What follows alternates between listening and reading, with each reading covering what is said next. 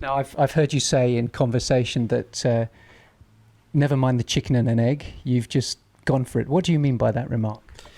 It was we thought this will be the solution for in Baltic, because all other solutions will have some influence of the sea. So over time, we are building vessels to keep them in 20-25 years, and over time, even if the LNG price is almost comparable with heavy fuel oil, we have this CO2 less with 15-20%, and a lot of other benefits. And since we have been able to hire out the vessel on time charter to Exxon and Prim and Neot, we will be always loading in same area, and there we can get the LNG. So in our case, it's no chicken and egg and no bottlenecks. We are already over. The infrastructure is in place. Infrastructure is in place, yes. Now, your operating range is quite an interesting one, isn't it? It's very interesting. It's our backyard. Baltic is our backyard, and as I mentioned in the speech today, we are in the middle of SECA, so of course we are influenced it, and we are quite sure that this is only the beginning. We think in the future it will be a NECA and also maybe a PECA, so we are only seeing the beginning of this. When you refer to a PECA? Particular. Okay. Now, it's quite a bold move to decide to move into LNG. What makes a mid-size, small-size, Donzo headquartered shipowner decide to make such an audacious step? We have a long history of being a front runner. As I mentioned, my father-in-law started the company 58, and 74 we was first with double bottom, and we was also first with double in our type of business.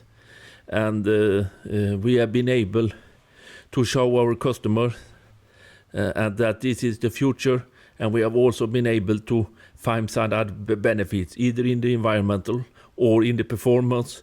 We are making things a little bit faster than our neighbors, and therefore we can gain when we are using it. So that is, we have a history of it.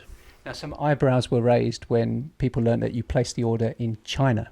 Yes, and we have long relationship with China. We have 6 vessels coming from there.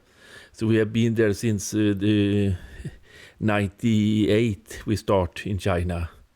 So we know them, and we are not afraid. They have the skilliness and they have the willingness, and also they want to be in this business.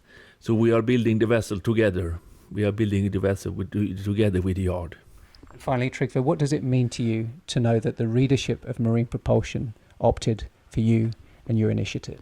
It is very important, not only for me, for my colleagues or contributors who are working so hard for this, and also for our customers. They are hiring us with a slightly more money than a conventional vessel, and even all things that we can show that this is the right way to go will give us a push ahead. So we are very, very grateful for that.